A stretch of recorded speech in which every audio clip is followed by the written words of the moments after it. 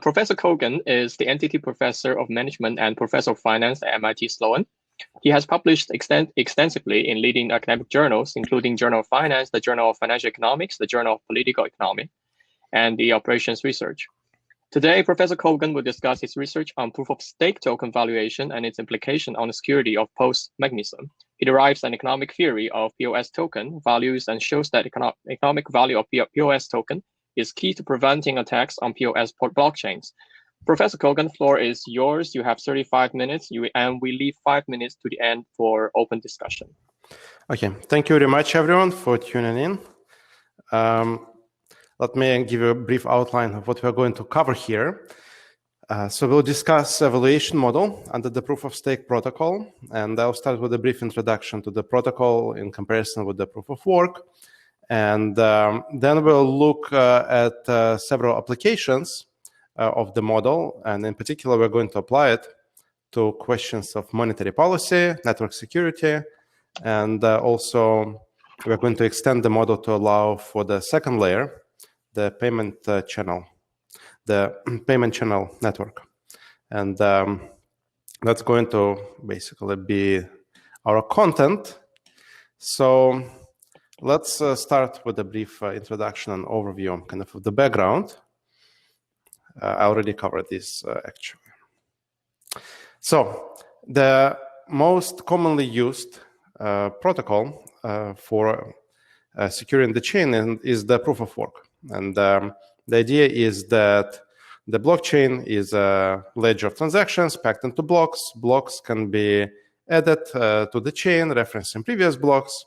And various designs, they differ from each other, in particular in the dimension of who is adding blocks to the chain and how they're secured.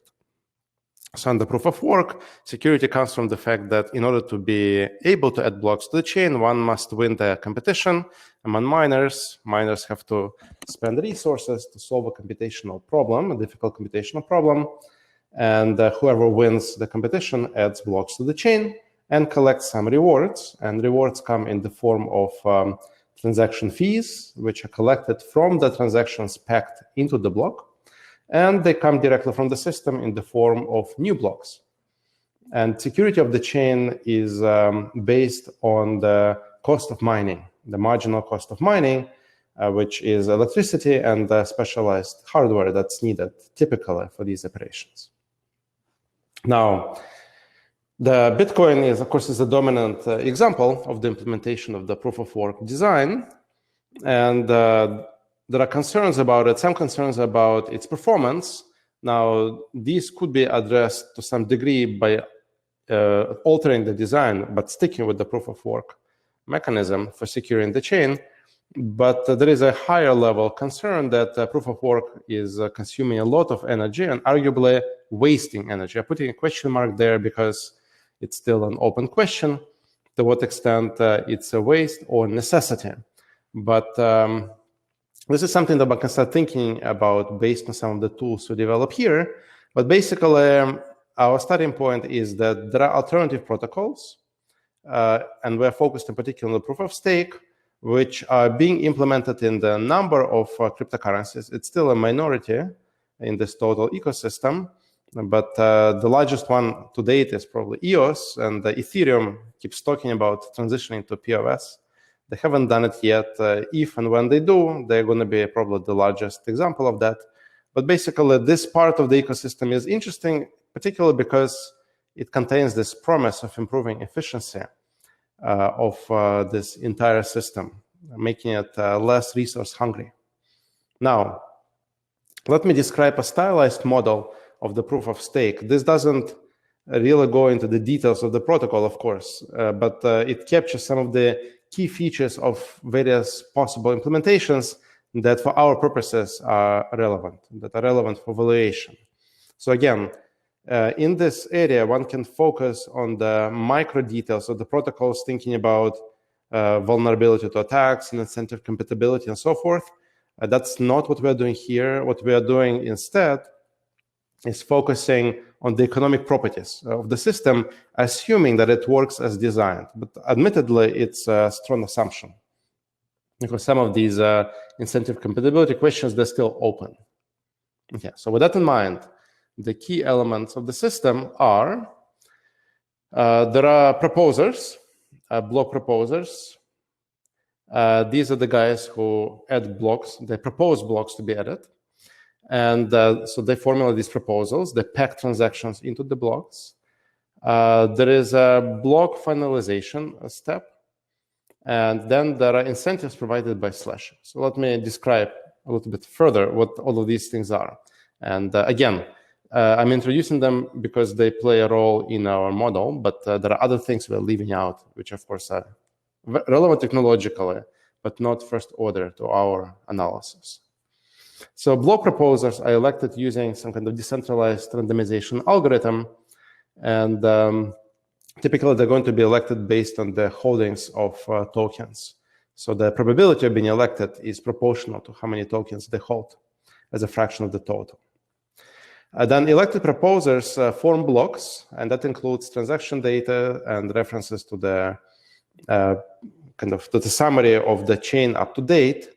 And eventually, they collect rewards for doing that. So that's important. They collect rewards in the form of transaction fees and new tokens issued by the system. So that's similar to proof of work. The difference is that here, to become a proposer, you don't need to win the race. You don't need to burn electricity. Proposers are elected based on their ownership of tokens. Okay. Then we have a finalization step. So what happens is that periodically, let's say every 50 blocks, the chain is going to be finalized. So these 50 blocks are going to be added to the chain. At this point, any conflicts, like potential forks that may arise because of delays in the transfer of information on the system, all these conflicts have to be resolved and a single chain has to be chosen. So this finalization step is done by voting. And voting is performed by validators. Now, what are these validators and how does that work? The idea is that any participant in the network can make themselves a validator. What they need to do for that is put up a certain number of tokens as their stake. It's sort of like collateral. The stake allows them to vote, and the number of votes they can cast is proportional to the size of their stake. This is kind of like a landed democracy, right? Where only the landowners can vote, and the more land you own, the more you can vote, the more votes you have. And the idea is that because of this collateral they put up, because of the stake, they cannot easily cheat the system. They cannot really go around the rules without a punishment. So they put up their stake, and the stake is at risk. If they violate certain rules, for example, they allow for double spend. They allow for the same tokens to be used twice in different transactions. And they vote on both of those transactions being legitimate. So if they do that, that is going to be visible afterwards, after the fact. And their stake can be confiscated or what's called slashed. So slashing is kind of incentive compatibility mechanism. But at a higher level, the point is that to be able to vote here, you need to put up a stake. You cannot just vote just because you're there. So this is not one person, one vote. This is one token, one vote. And these tokens that are used for voting, they can be destroyed or confiscated. And so there is a penalty for misbehavior. So this is the premise of the security mechanism for the proof of stake. Now, let's think about what this implies for the valuation of tokens and issues like monetary policy, network security. We're going to develop an abstraction. This is in our economic model. In our abstraction, we merge proposers and validators into a single type, and we call them quote-unquote validators. And in principle, you could separate them and treat them as two separate types. That conceptually doesn't add anything other than another variable to keep track of in the model. So we're going to merge them into one entity, call them validators.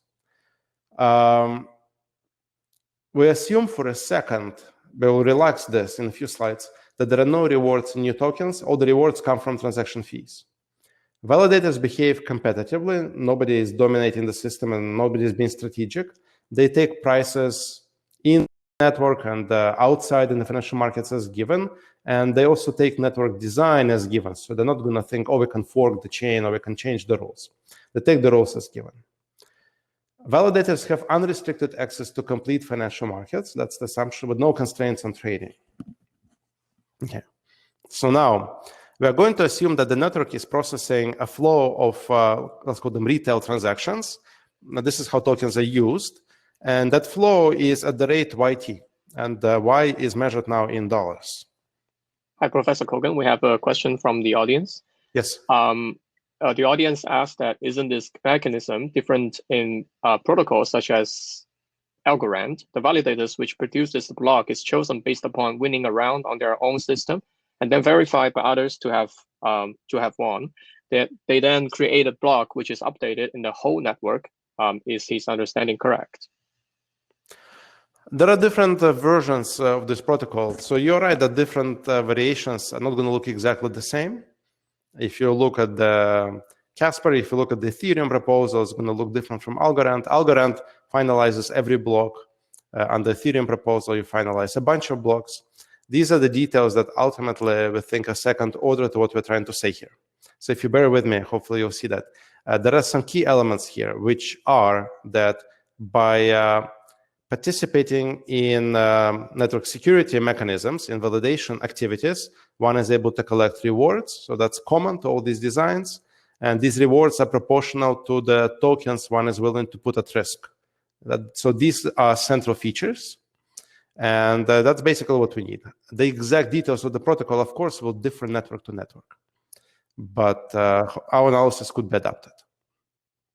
All right. So now, we normalize the float of tokens to 1, right? So there is one token. P is the equilibrium price. This is the equilibrium price of this one token. You can think of it as the price of all the tokens collectively. And now the flow of transaction fees. So here we're going to make a shortcut, and we'll say that the flow of transaction fees is proportional to the total volume of economic activity. It's C times Y. How exactly fees are determined? That is by itself an interesting, important question. It's still an open question. So we are going to sidestep that, and we will assume that fees are being paid, and they're proportional to the total amount of activity. This doesn't mean that the fee on each transaction is proportional to the value of the transaction. That would be a stronger assumption. This means that at the aggregate level, total amount of fees is proportional. We have an appendix in the paper that gives an example of a system where the fees on alternative transactions are not proportional to their own size, but at the aggregate level, fees and transaction volume are co-integrated and in fact proportional to each other. All right, so now we assume that the system is in a stationary growth regime for simplicity. So we're going to assume that transaction volume is growing at a constant expected rate. And validators, they collect rewards in proportion to their individual stake. And we ignore some of the strategies like selfish mining that could be outside of this protocol that we described. All right, so now we look for an equilibrium. In equilibrium, a fraction of tokens fee is going to be held by validators, which is endogenously determined, and 1 minus fee is held by, call them consumers, so the users of the tokens who use them for transactions. The total market value of tokens held by validators is then fee, the fraction of the float, times the total value of the tokens P, and that has to be equal to the value of a financial claim that pays a perpetual cash flow stream at the rate CYT. And the reason for that is that validators have unrestricted access to financial markets. Markets are complete. We're assuming that the same cash flow stream can be bought in the financial market. So whatever the price is in the financial market has to apply here. So there is no arbitrage between earning money in the network and earning money in the financial market. Returns have to be exactly the same for the same cash flow profile. So let's assume that the rate of return on this kind of financial claim, which pays CYT, is lambda y. Lambda y is determined in equilibrium. This is outside kind of what we're describing. We take it as given this is ultimately a partial equilibrium model. Lambda y is determined in the financial market based on the risk-reward trade-off that arises in equilibrium. So now we assume that there are no valuation bubbles, meaning there is no bubble at infinity, as we usually do in our models, and we end up with the value of the tokens. The value of the tokens, which is P times phi, right? That's the total value of the tokens held by the validators, has to be equal to the present value of the fees they collect, and that's the expression on the right-hand side, which is C times Y, the flow of fees divided by expected return, lambda, minus the growth rate of fees, G. So this is the Gordon growth model. That's the solution because of all assumptions of stationarity. So this is sort of the key logic already in this equation, that the value of the tokens held by the validators is determined by the fees they can earn using these tokens.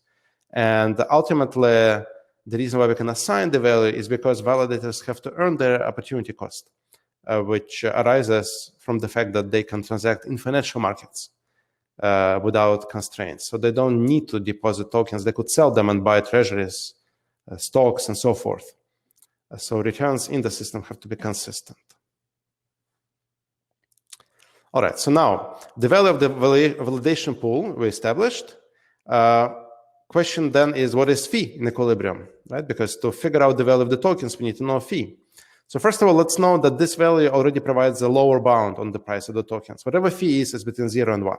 So P cannot be less than the right-hand side, but nonetheless. So what is fee? If velocity of the tokens was infinite, if fee was 1, right, so consumers don't hold any tokens, then the right-hand side would be the price of the tokens. If consumers hold balances, then the price of the tokens will be less. So if consumer balances are K times the rate of transactions, right, then we have an additional equation that the total value of the tokens held by consumers, which is P times 1 minus fee, is proportional to the volume of transactions. And that allows us to compute the price of the tokens as well as the size of the validation pool. So notice that here, velocity of the tokens plays a role. Now, in the traditional arguments, I mean, they're recent, right? The whole thing is recent. But over the last few years, people argued about the value of tokens under the proof of work framework. They quickly resort to these quantitative theory of money arguments that have to do with the velocity of money. And that is a little uncomfortable because we really don't know what the velocity should be in equilibrium in this kind of system. So we don't want the value to be relying completely on velocity, because that could be arbitrarily high in principle, subject to the physical limits. But even then, economic velocity could be arbitrarily high. Now, in this setting, velocity still plays a role. The difference is that if velocity goes to infinity in a proof of work framework, then the value of the tokens goes to 0. Here, if velocity goes to infinity, the value of the tokens goes to the value we just derived, to this bound, right? So if K is the inverse velocity. If K goes to 0, velocity goes to infinity, the value of the tokens is still well defined. So what we have here is a situation where all of the tokens are held by someone, either the validators or the consumers. And validators hold them because they're earning the opportunity cost of capital. The consumers are holding them because of this ad hoc assumption that they like holding balances for liquidity reasons. That's the weak part of the model that we're going to relax later on. But we can already see that some of the value is derived importantly from the ability of the tokens to earn returns. And that is specific to the proof of stake protocol. So we're going to endogenize velocity when we introduce payment channels, but for now, this is the result. Now, tokens here are valuable because they're used as collateral. That's the economic principle. They allow one to earn fees, which raises the question of maybe one could use other types of collateral, in which case tokens would be less valuable because there are substitutes. So for example, what if I design a system where I can use treasury bills as collateral? I can put them up as my stake, and then I vote, and if I misbehave, my stake will get compensated. So this question maybe would not have occurred to a technologist, but of course it occurs to finance people. So the answer would be that one could do that in principle, but that kind of sacrifices the principle of the whole enterprise, that you are going to introduce this extrinsic financial asset, and then to execute this, to actually implement this idea, you're going to need some trusted intermediaries who are going to hold on that collateral, and they're going to keep track of ownership of treasuries, and they're going to do custody and administration of collateral. So that is possible, but then defeats the purpose. Another question that's harder to dismiss is, what if I use other tokens as collateral from another system? In principle, one could do that. One could integrate to different networks. It's a technological problem, but it's not unsolvable. In which case, I would say that if you do that, then our analysis has to apply to the union of all of these networks where tokens can be used as collateral when they're interconnected, right? So if you merge them into one, we can value the total. But you have to think about it this way. So now, let me quickly introduce an extension of the model where supply of tokens is increasing. And the reason for doing it is we want to apply our analysis to monetary policies, which are all about increasing supply. So we want to be able to handle that. So we're going to generalize the model a little bit. All right. So transaction volume now follows a stochastic process explicitly with some kind of growth rate, gy, and volatility sigma. Z is a Brownian motion. So those of you kind of with finance background, you're going to see that this looks very much like a option pricing model from the 70s, when Bob Merton and company were introducing these techniques. And that's deliberate. Basically, this valuation problem is very similar to pricing state contingent claims. Under the risk-neutral valuation measure, which is derived from the financial market, the process for the transaction volume is given here. So you have a risk-neutral Brownian motion, and the drift is now GQY. All right. The interest rate is assumed to be constant. And we're going to assume that the supply of new tokens is growing at rate GS, which we can take to be deterministic for a second, but we can allow it to be stochastic as well. Now, market clearing is, as before, it says that the total value of tokens held by the validators, which is phi times P, plus the value held by the which is K times Y, the value of the balances held by consumers, has to be equal to the total value of the float, which is P, which gives us a relation between phi and P. So now we know what phi is in terms of P. That's one relation.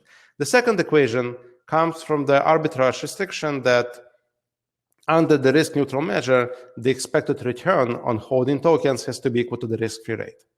In other words, the current value of the validation pool, which is phi times P, has to be equal to the fees they earn over the next short period, CY dt, plus expected discounted value, discounted at the rate of interest, and expectation is under the risk-neutral measure of the value of their token balances next instant, which is the price, P at T plus dt, plus the total quantity.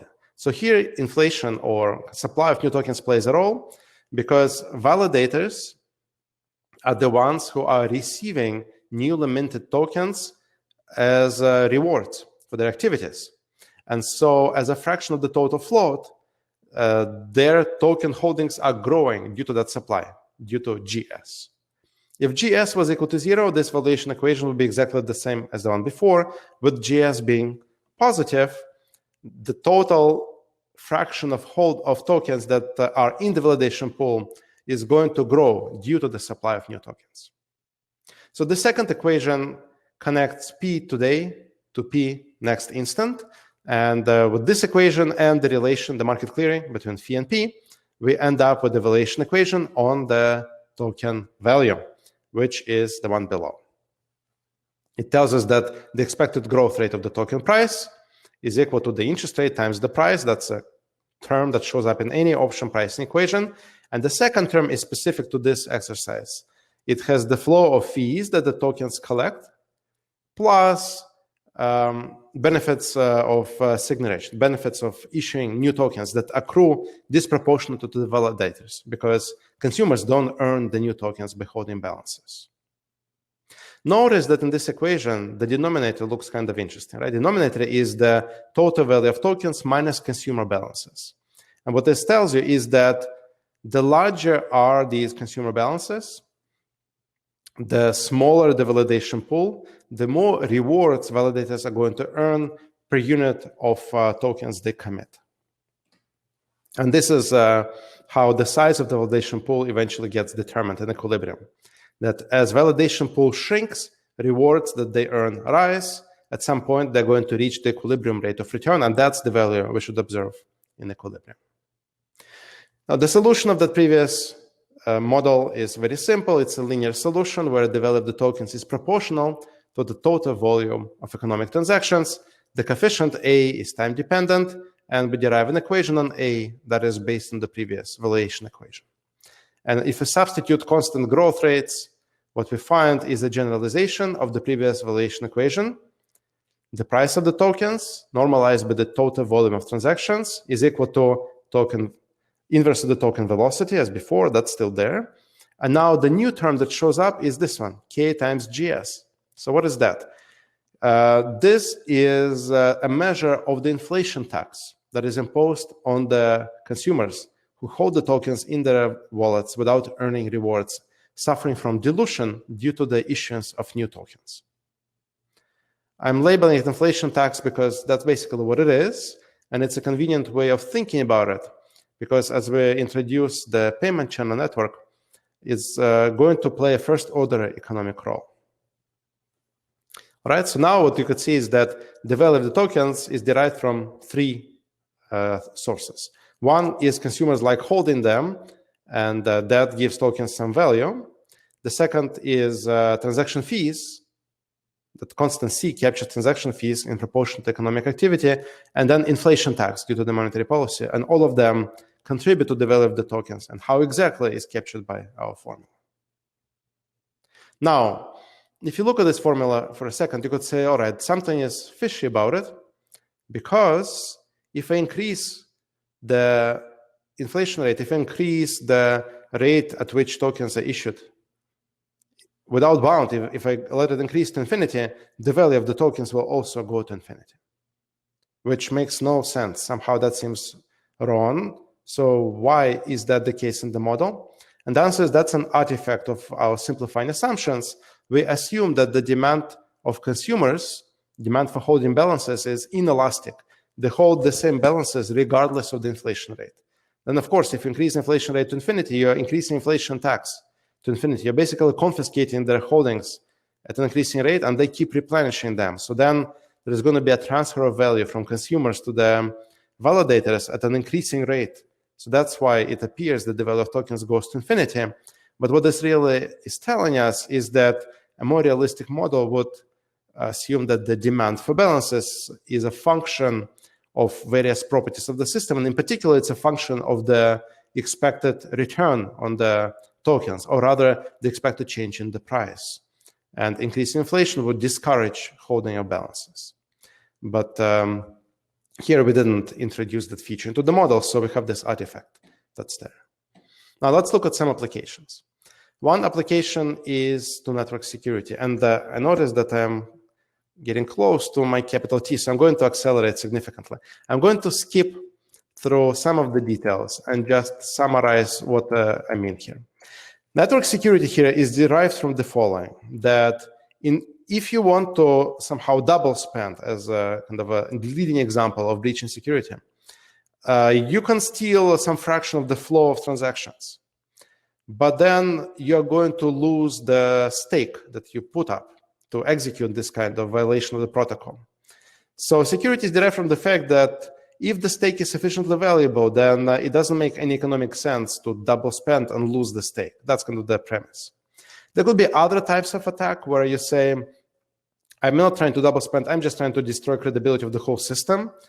Again, the defense against that is that it should be very costly to do that. So ultimately, the defense, the network security is based on how expensive the validation pool is, which depends not only on the value of the tokens, but it depends on what fraction of the tokens are held in the pool. So when the size of the pool shrinks, that is a problem for security. And if you compare this to the security in the proof of work, it's a very different mechanism, right? In the proof of work, security is derived from the fact that if you want to dominate kind of selection of blocks, you have to dominate the networking computing power. So you have to acquire significant computing power. So if you think of someone is trying to attack the system and destroy it by essentially destroying credibility, they would have to buy up or rent enough mining equipment to take over the network for a period of time. And then the cost of the attack would be losing this kind of computing power. You have to pay for it, so you have burn electricity. But also if you use specialized hardware, that's going to get depreciated as a result.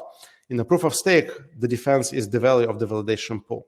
The tricky thing is that that's endogenous. So I want to understand how exactly security of the network behaves under different circumstances. So here's one exercise. Suppose that there is a quote-unquote valuation bubble in this system, as arguably can happen. And so that could happen when, for example, some people become enthusiastic about the value of the tokens and they start hoarding them. Here we're going to value this as a statement that consumers may end up increasing their balances. So they could go from KL to KH, where KH is high. So they can hold more or less of tokens. And we're going to say that that's kind of a random process. We don't understand what drives it, but it's a Markov chain. What's going to happen then? Now, the equations here represent our valuation equation applied to this case, where we can be either in a high state or low state in terms of consumer holdings. And the value of the tokens is going to change across these two states. Now, here is the issue. If you are in a high state, you know that eventually the bubble is going to burst. You're going to move into the low state.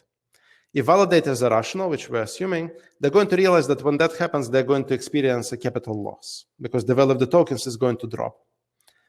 For them to earn their opportunity cost, something needs to compensate them for that expected capital loss. And the only thing that compensates them is the yield that they get on holding tokens from fees.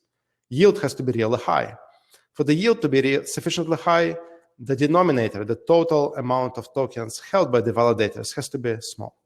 So the validation pool shrinks in anticipation of the burst of the bubble. That is the problem. And at that point, the network security can be compromised. So here is a stylized calibrated example where we can compute the network security parameters in the high and low state.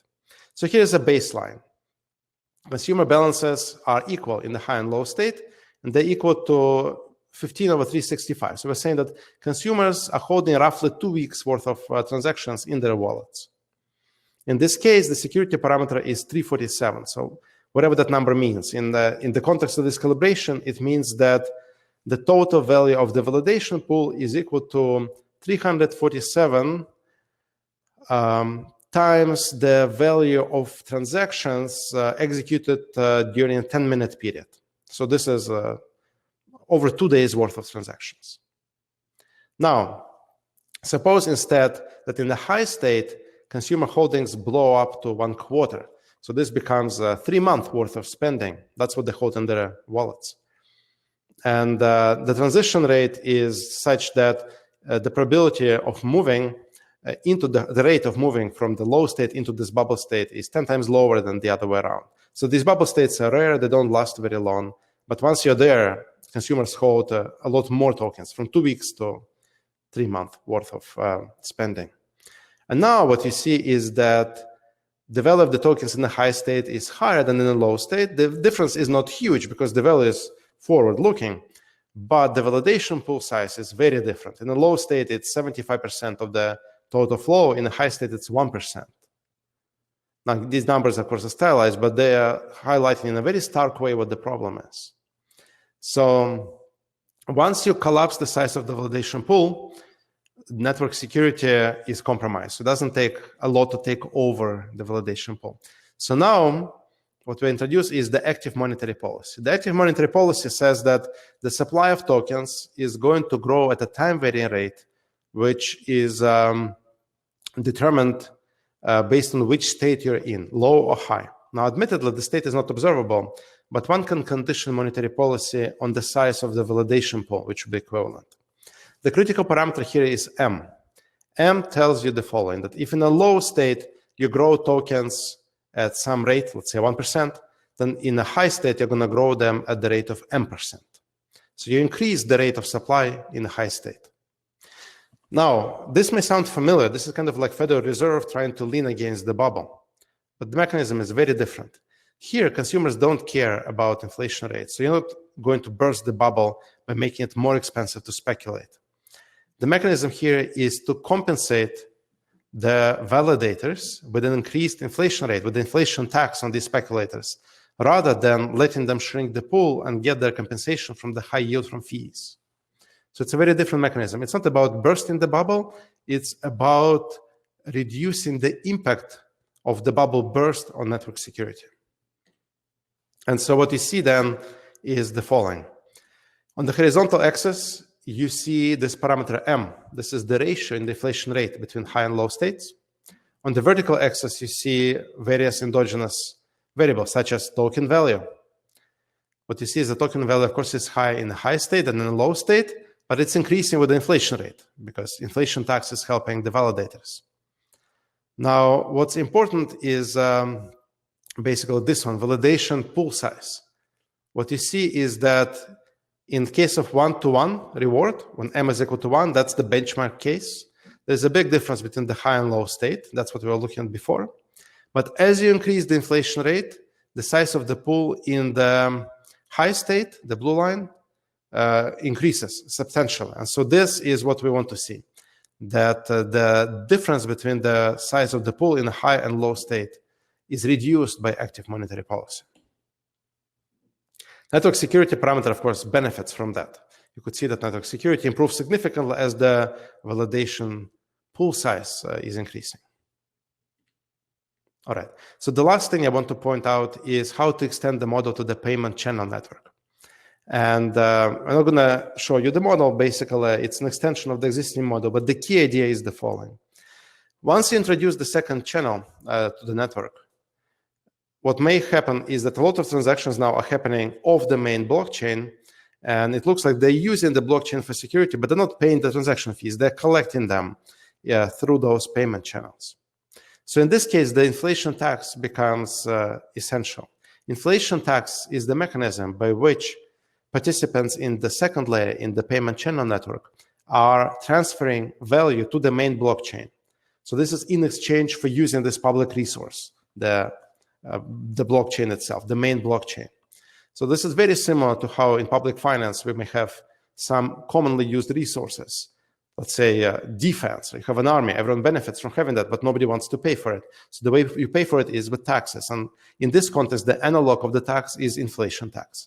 Participants in the payment channel network, they have to use their tokens for routing transactions.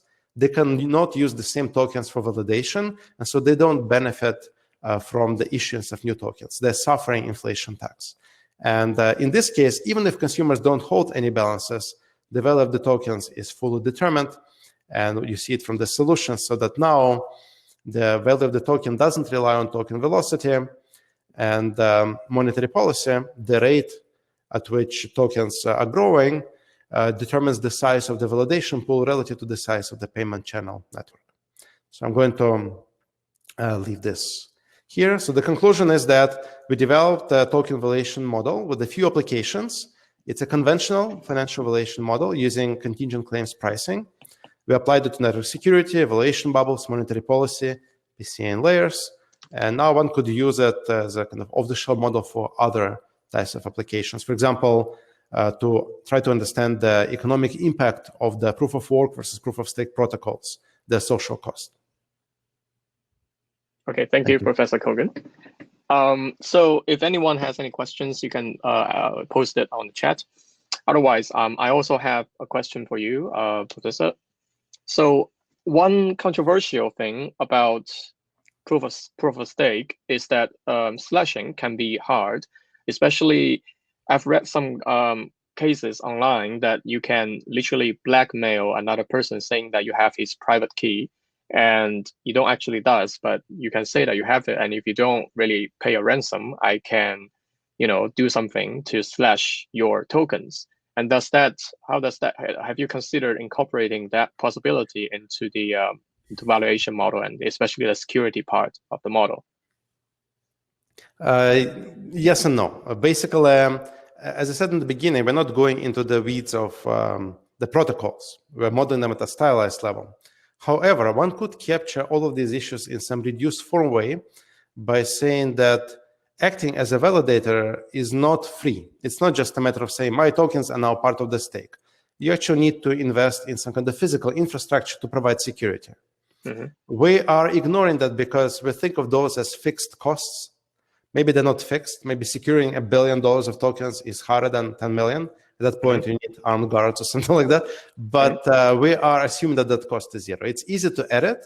It's going to reduce the benefit of being a validator. It's going to cut back on the yield. Ultimately, it doesn't change the main principle that the yield from fees and capital gains has to then adjust accordingly so that the net yield, net of cost, is going to compensate the validators. If you want to draw an analogy with financial valuation exercise, this is kind of like valuing commodity futures, where you could in principle build a warehouse, you could have an inventory But now you have storage costs, right? And basically your convenience yield and capital gains and holding, everything has to be now measured net of these storage costs. And in this context, we assume that the storage cost is 0, but they're easy to add back. Okay. And my last question is kind of a very detailed one. So your Brownian motion assumes the growth on the volume of the transaction. And you said it's basically increasing the supply of the token. I was wondering, is these two equal? Maybe I am ignorant on the subject. So what if the velocity is high, transaction volume is high, but the supply of token is actually not increased in that case? Okay, so these are actually two different parts of the model. Now, for those of you who are not used to these financial models, you can ignore many of these details. The Brownian motion, this simply tells you that the behavior of the transaction volume, the consumer transactions, is random. Now, why do we even need that? Because if it wasn't random, then all the cash flows would be discounted at the risk-free rate, and that is very special. It's probably not true, and so we just want to relax that artificial constraint. Now, the Brownian motion introduces randomness into the transaction volume. The supply of tokens is a very different process, and that could be 0, as in the base-like version of the model, or it could be deterministic, or it could be a function of the state. So supply of tokens, the rate at which the total number of tokens is growing, is based on the monetary policy rule, and that is not mechanically connected to the randomness in the consumer transaction volume. These are two different elements. Okay. Thank you for your speech. It's very good and amazing. And we'll continue to the next session now. Thank you. So